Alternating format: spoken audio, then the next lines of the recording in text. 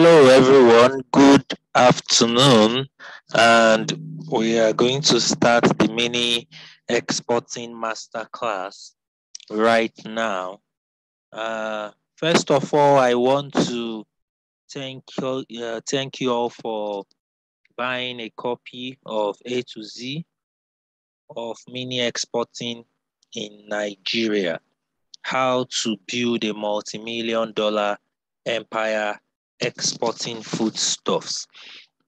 And yes, I have made personally quite some amount of money running into millions, uh, hundreds of millions of naira exporting foodstuffs to Europe and some other parts or continents of the world. But to Europe, majorly, I have done a lot of shipments around that uh, area or part of the world that makes me to be able to write this book that is titled A to Z of Mini Exporting in Nigeria. In Nigeria. Now, so what I did with the book is just to share competent ideas that can be used to to kickstart your own foodstuff exporting business. Because when it comes to mini exporting is not just about foodstuff. It is not just about food.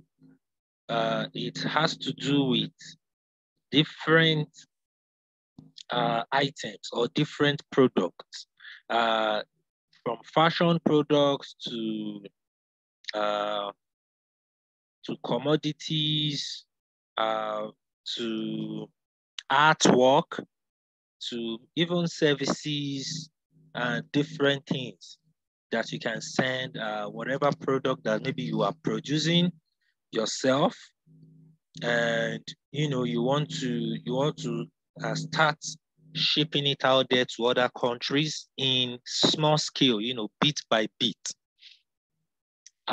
These are foodstuff, or let me say mini exporting uh, segment, because I like our company, for instance, AGX Africa Limited, we do a lot of containerized exports.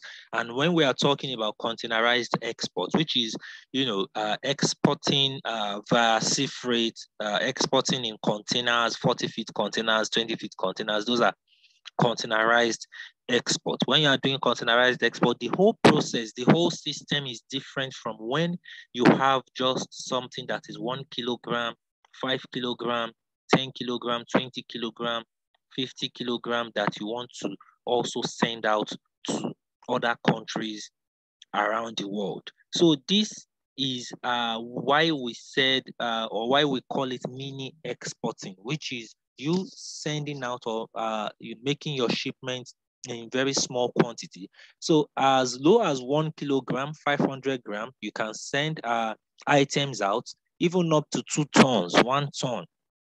You can ship items to other countries, like the United States, like China, Dubai. One good thing about when we focus on foodstuff exporting, the good thing is that several Nigerians are traveling out of the country. They are traveling out of Nigeria.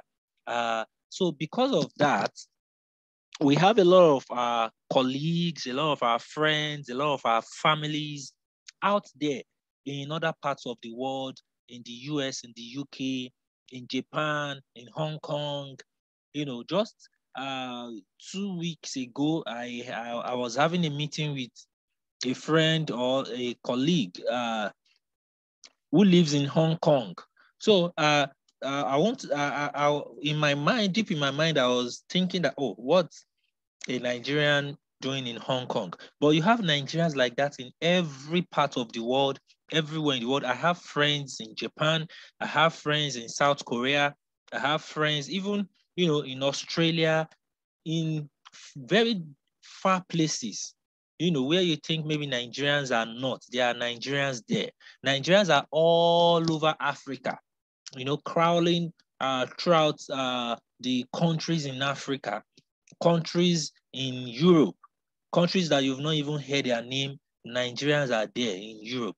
So the advantage this gives us, we Nigerians at home, when it comes to foodstuff exporting, is that we have people who wants to buy foodstuff from us, or who want to taste their local dishes, what they used to eat in Nigeria, before they traveled out, like eba, like gari, like kamala, like fufu. They want to have a taste of this. So because of that, they are, looking for someone who can send them quality food items or foodstuffs that can process, that can package these items and send to them. So the market keeps increasing and increasing and increasing.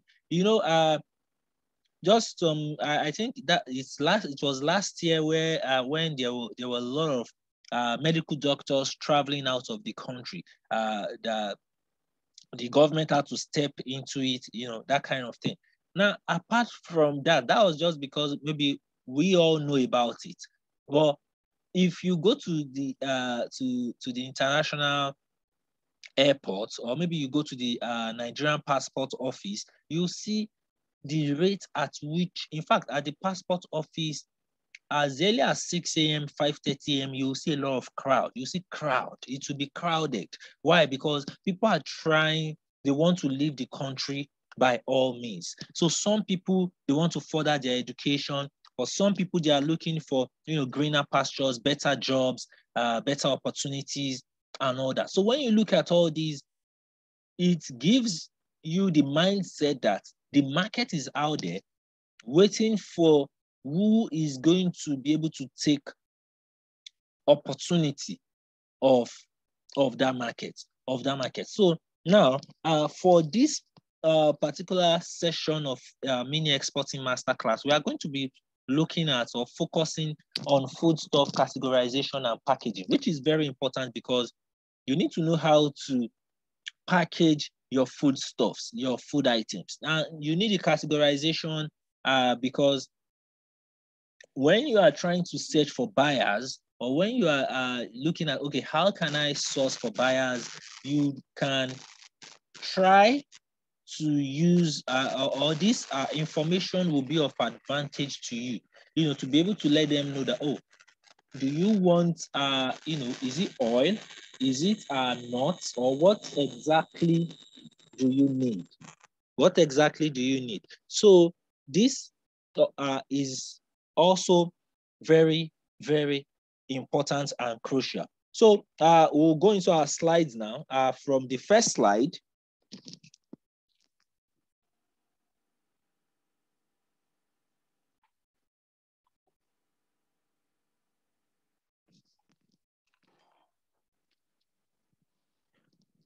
okay, so from the first slide, we'll be talking about the overview of mini exporting. Overview of mini exporting. So mini exporting is, just a branch of exporting.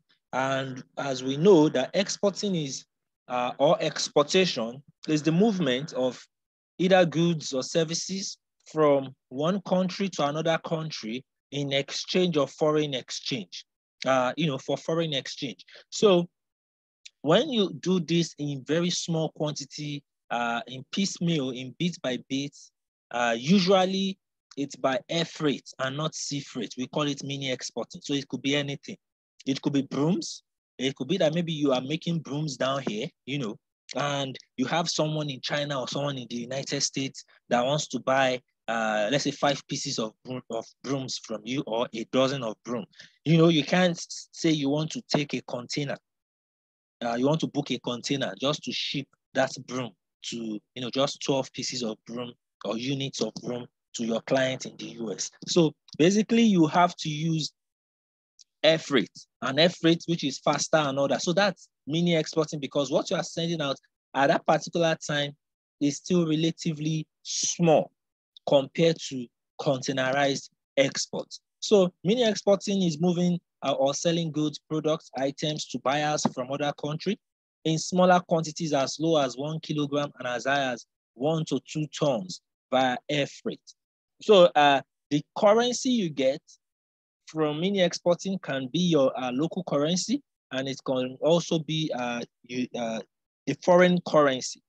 So depending on the agreement between you and your client and the person that is buying the item from you. Now, there are advantages of mini exporting, which is why is mini exporting, why is it important, and what are the advantages of mini exporting? One is it is fast. It is very fast.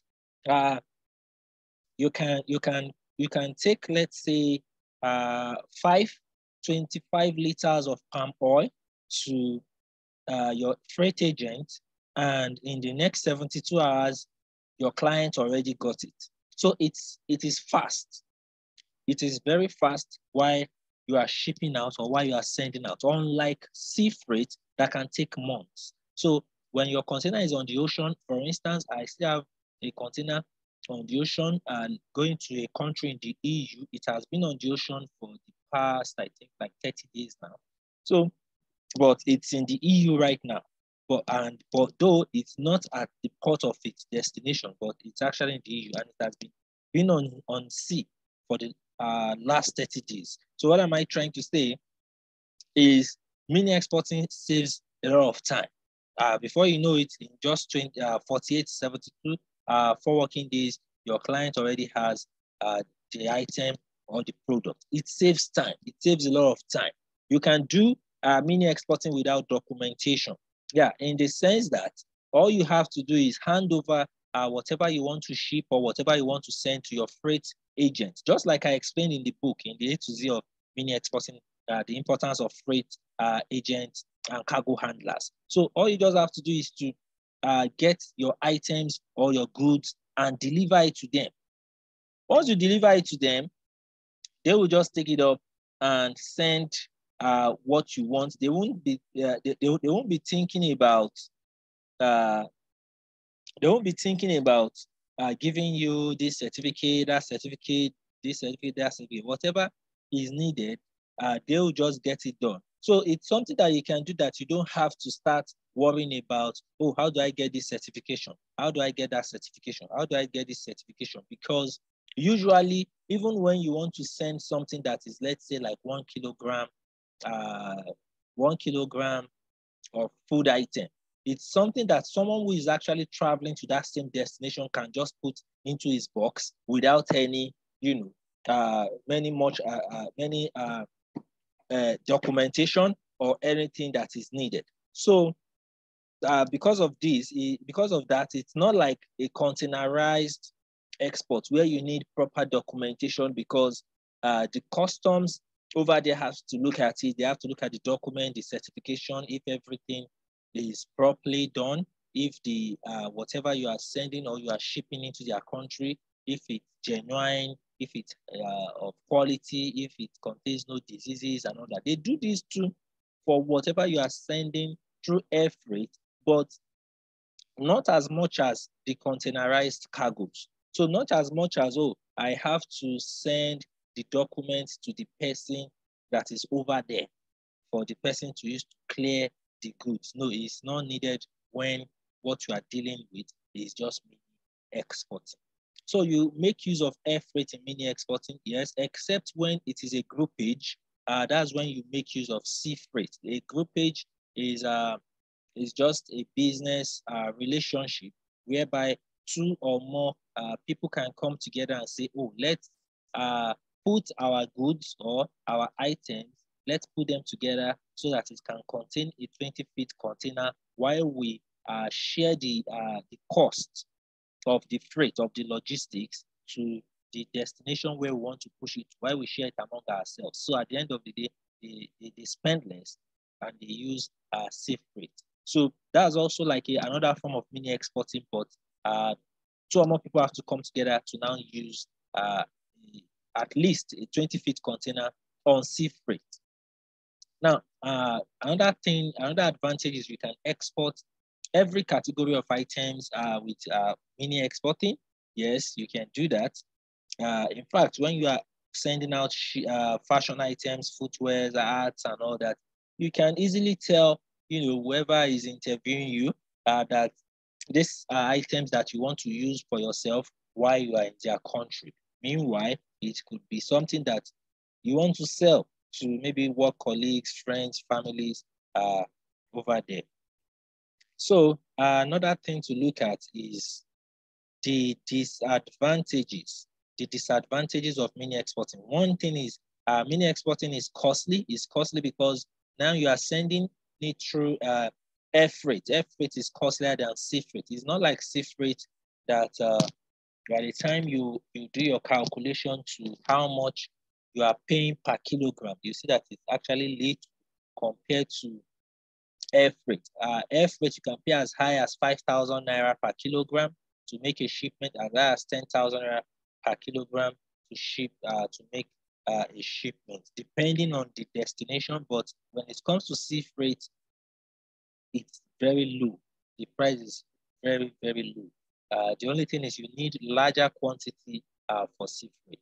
So due to incomplete or no document at all, you could face stiff reactions from customs. Yes, customs, depending on the country where the items are going, depending on the customs that are working during that period, some of them can just look through your product or the item or whatever you are bringing and feel like, oh, my instinct tells me it is bad, or my emotions just tell me this is not good for our people, or this is not good in our country, and they will remove it, and it will be like there's nothing that you can do about it.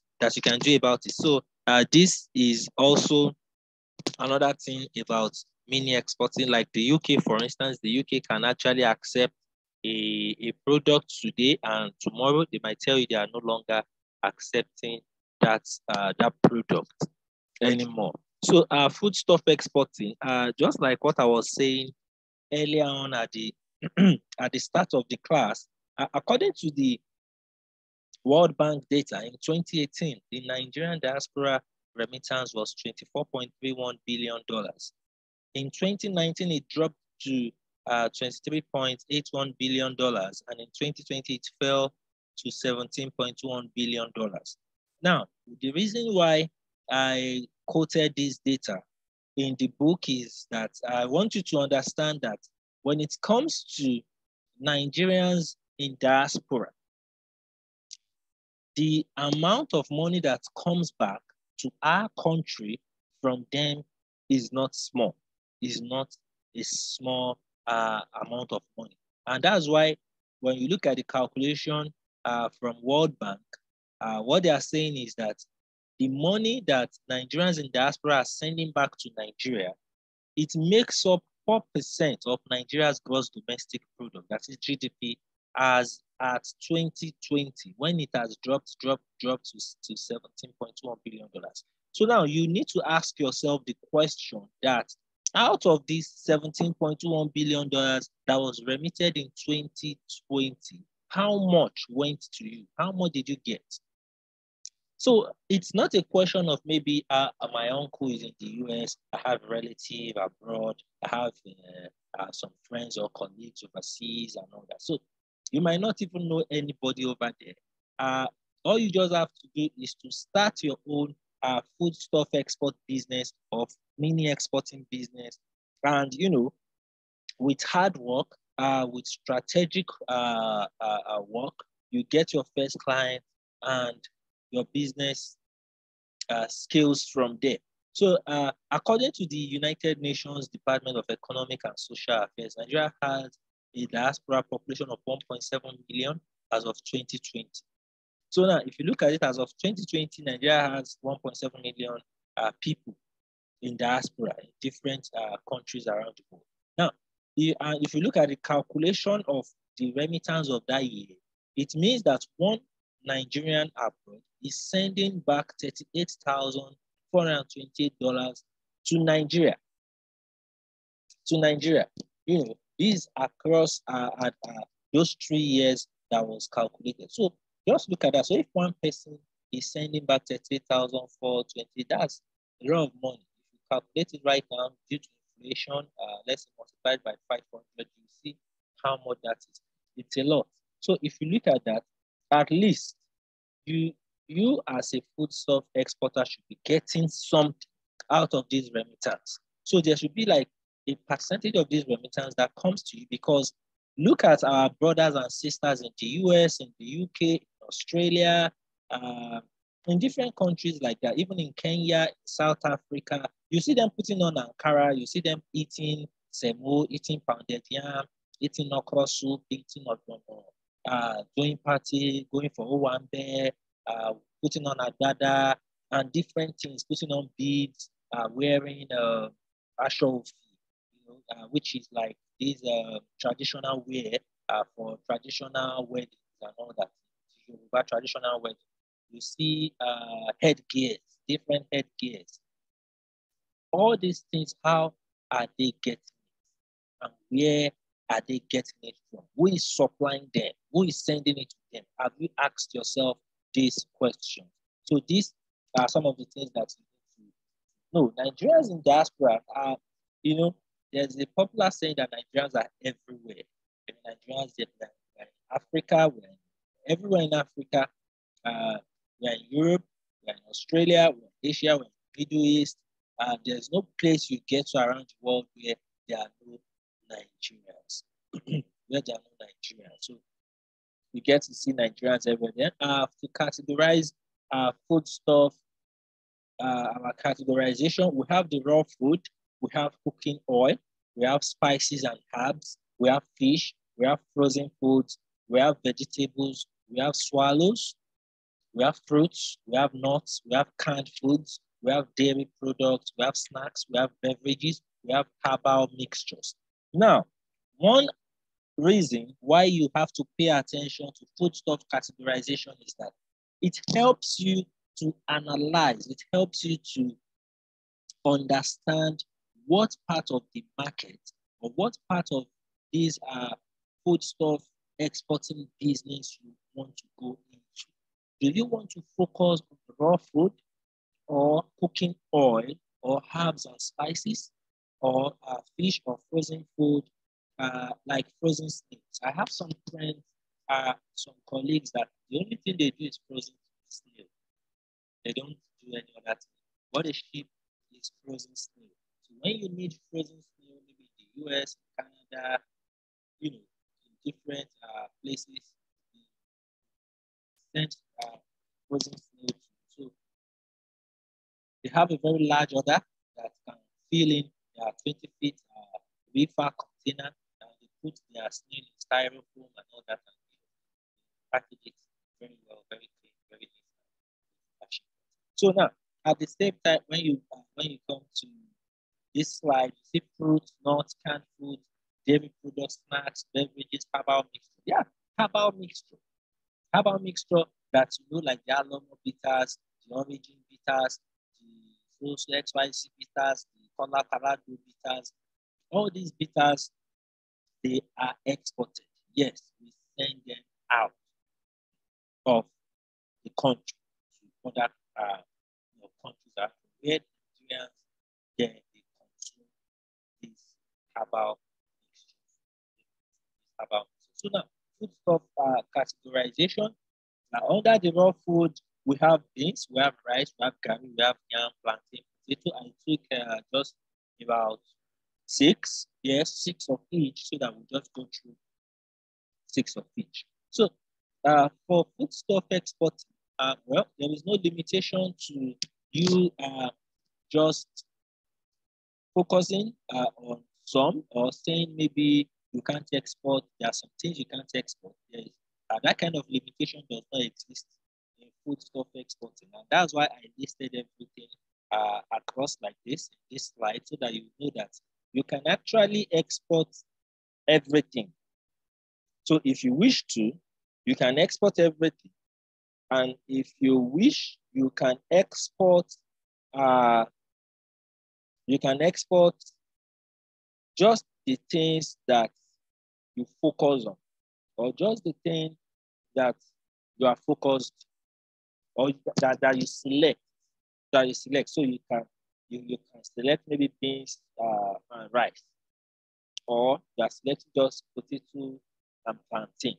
So whenever anybody needs product items coming from this, they know that they have to come to you, they have to call you, they have to talk to you. This also helps you to know the kind of products should, in case you have the vision or the idea to produce your own finished product, to make your own finished product. That this is what I want to be making this, and I want to be sending it out, shipping it out, or exporting it. This also helps you with that.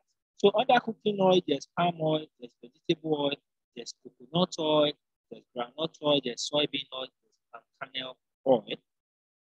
Under spices and herbs, there's ginger, there's garlic, there's turmeric, there's basil, there's bay leaves, there's seasoning cubes. Under fish, we have crayfish, we have smoked fish, we have stockfish, we have smoked fish, and we have the dried crown. Under our frozen foods, we have snail, we have crab, we have lobster. So all these frozen foods, what it takes is how you have to package it, because after the cleanup, the processing, and all that, you have to package it in styrofoam containers, which serves as coolers for the ice. For the ice. So before, let's say you are sending a lot of it to be placed in reefer containers, but if it's not going through containers, they are cooling instruments that is used at the airport before loading it into cargo plane, take it up to its destination. So we also have vegetables. Now, these vegetables, bitter leaf, tomato, pepper, pumpkin leaf, water leaf, iwedu leaves. These vegetables, there are ways you process it, in the sense that maybe you are going to slice it into pieces, then you dry it. That's one way to look at it. For some, like the bitter leaf, you have to squeeze it. You have to maybe boil it in hot water, squeeze it, and all that. Then you dry, so as to bring the best flavor out of it, so as to make sure that it lasts. It can take days. When you dry your pepper, you send it, it can't spoil. So all this you have to look into. Then there's swallow. In swallow, we have the fufu, we have cassava flour, we have corn flour, we have plantain flour, there's odorless fufu, there's semo. So all these are products that you can produce yourself, or you can just go to the market and buy it. It doesn't matter your choice or your decision. So for fruits, we have avocados, we have apples, there are plums, soursop, star apple for nuts, there's groundnut, there's kola nut, there's walnut, there's bitter kola, there's palm nut, there's kernel nut. Then for canned foods, there's baked beans, tomato paste, chili, peanut sauce, sweet corn. And dairy product, there's egg, there's powdered milk, there's yogurt, there's cheese, there's goat milk. For snacks, we have the mix, different mix. This mix also is something that you can produce yourself. We have puff mix, there's pancake mix, there's the flour used in making chin chin, or even the chin chin itself. Like one of my prospective clients, who is also a sister in Baltimore, in Maryland, in the United States, I actually asked me to send coconut chips to her. Yes, coconut chips to her. And according to her, there's one of the supermarkets in her community around her. This coconut chips sells a lot. Like it's always in demand. So she was telling me that if we can make coconut chips and send to her, we can make quite a lot of money from it. So you need to look into this kind of snack also that you can make a lot from. So beverages is there, where different drinks, packaged drinks in bottles, in cans, are also exported. Like Maltina, for instance, is one of the drinks that we export from Nigeria. We export a lot of Maltinas, a lot of Amstel, Malta, a lot of this kind of malt drinks. Then we have the herbal mixture. Like I mentioned earlier, the Alomo Bitters origin, traditional Ado. Traditional Ado is just like all these women, men who what they do is make herb drinks to cure different kind of sickness, diseases, pies, and all that. So all those kind of traditional mixtures also are sent out, although for some you might meet, depending on your destination, might not be allowed into the country.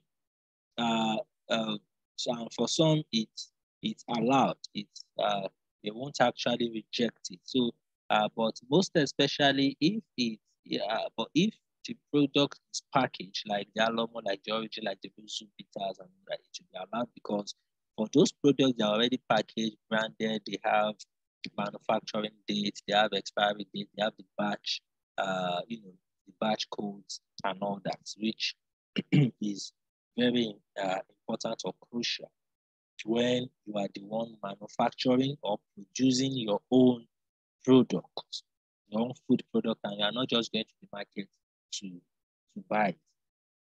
So foodstuff packaging, how do you package your food stuff? How do you package your food stuff? You package foodstuffs in bags, in boxes, in cans, in cartons, flexible packaging, the styrofoam, pallets, trays, wrappers, aseptic processing. So these are various or different ways in which you can actually package your food stuff. But one thing you must first understand before going into packaging your foodstuff products or items is to first know how to process so as to preserve it for long term, for long term preservation. Do you have to oven dry? Do you have to sun dry? Do you have to maybe mix it, the item with pepper? Do you have to, is it like it has to be, maybe you have to first boil the item before drying it? So all this you need to first understand how to do it or how to make it. For some, maybe you have to put salt into it. Maybe you have to, after washing, rinsing, then maybe you have to spray some little salt on it before you now go into packaging. And so all this you need to get right. So for aseptic packaging, it's usually made of paper and aluminum mixture with a layer of polyethylene. It's used for foods that need to stay sterile, such as milk, such as drinkable products containing milk, liquid eggs, processed food that requires long preservation of time. So just like all these, what you see when you are buying milk in cases, in kind of cartons, you see those packaging materials the way they used to be. It looks like they have polyethylene on the inside. Inside is, but outside you are seeing carton, and the drink or the liquid or whatever is inside will be there to stay a very long time, because in the processing, before it was put into the processing, after the product has been processed, the liquid and all that, air mustn't come in contact with it. Another maybe flies, insects, another must not come in contact with it. So once it goes into that container, it's sealed off completely from outside air. So those food items, they need to stay sterile to stay away from contamination so that it doesn't spoil. So you use aseptic packaging for those. So this packaging also, when you go to all these packaging companies around, let's say Songwater, around Bafo and all that, they can do this packaging for you depending on what you are shipping out or what you are sending out there. Bags are made of a tin and usually plastic material to prevent the food from coming into contact with the air and environment. So for bags, these nylons, some of these nylons, they have, you can just open them, put whatever you want to put inside, then you seal it at the top yourself. You just seal it at the top. For some, you can use external sealers to actually seal it off. You can use it for snacks like chips. You can use it for fruits and vegetables. That is dried fruits, dried vegetables. You can also, yes, dried fruits and vegetables, because you can take your fruits through different process of drying before actually now sealing them off inside the nylon and sending them out. Boxes are very common. We all see these boxes around, So boxes is one of the most common types of food packaging. They can be made with wood, fiberboard, or metal, making them more resistant to damage. They are commonly used for foods like cereal, frozen pizza, snacks, crackers. So boxes also is something, for instance, boxes are used in exporting yam.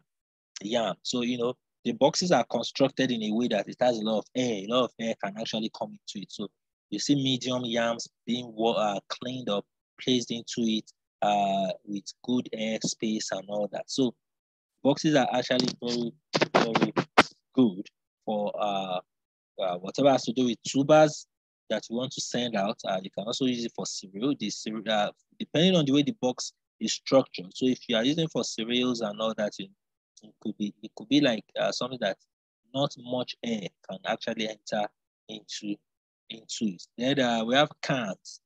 Cans. We have cans for liquid, for solid, for vegetables can be in cans, fruits can be in cans, soup, meat can actually be in cans. Also, they are best at preserving food and protecting it from the light, since the container is opaque. So that's one thing about cans. So cartons are made from so for the carton that we just said now that they are made from corrugated cardboards, they can be coated with plastic or paraffin for durability against moisture, or that is on the inside. So they are available in many packaging styles. We have the egg cartons. These cartons have egg-shaped molds that keep the egg protected during transport. The egg protected. So we have cartons that they are egg-shaped, like, they protect your egg and all that during movement, so it doesn't shake, it doesn't move around, breaks easily.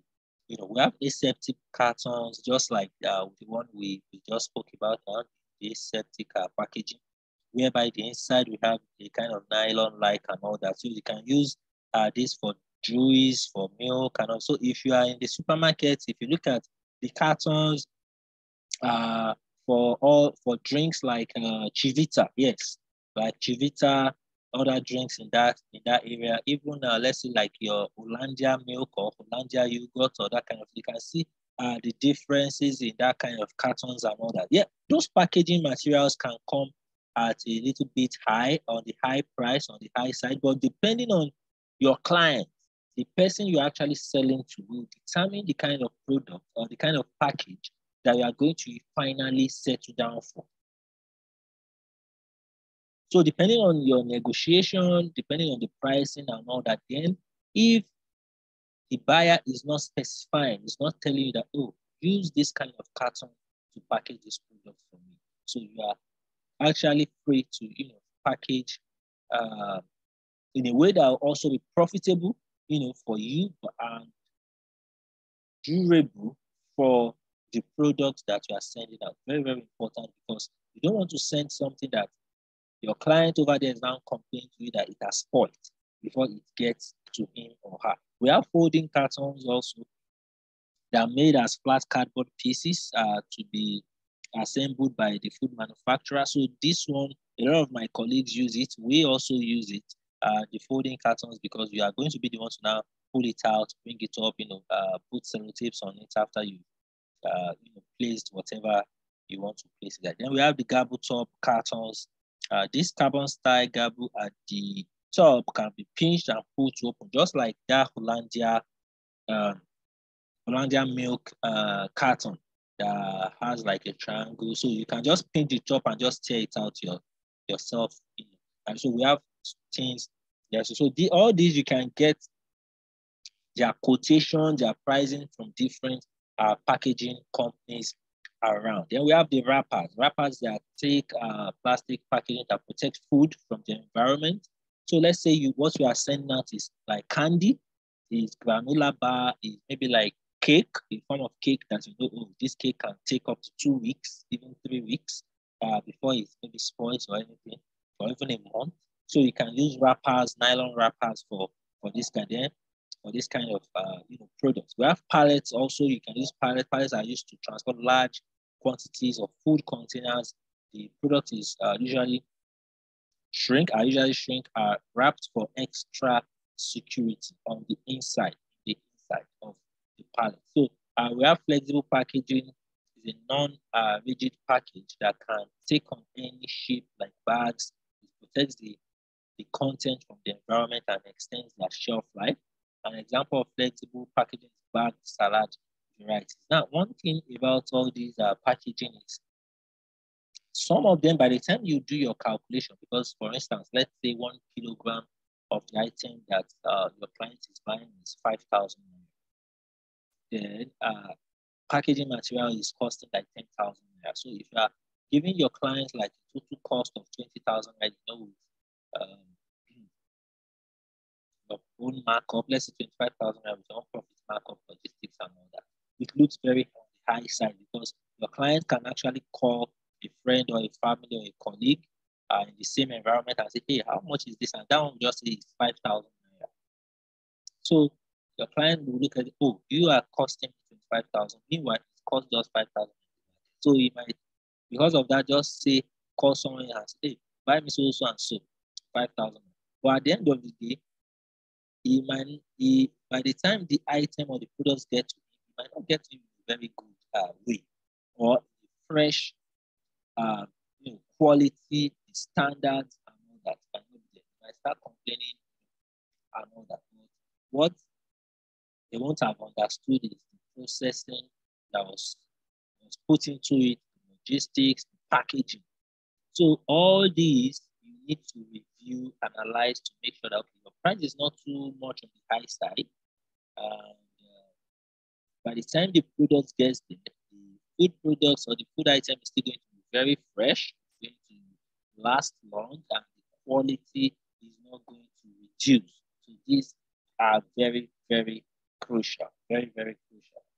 So styrofoam boxes are used for, like your frozen food, frozen snail, frozen meat, frozen fish, they are like boxed containers also. You just place them inside, you cover it, you are placed into other containers that controls, regulates the temperature to make sure that what you actually put into it stays frozen.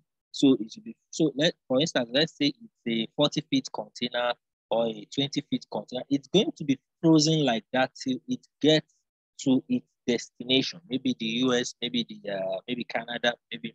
So it's going to stay frozen that way. So it's very important that you understand how to package this foodstuff item or the food item, and how to categorize for your own production, which is 1, and 2, in sourcing for buyers for your export. So I'm going to take questions on our school line, on the Lagos School of Export Management line, which is 09058681595. Most of you already know that. So we'll be taking all the questions from there.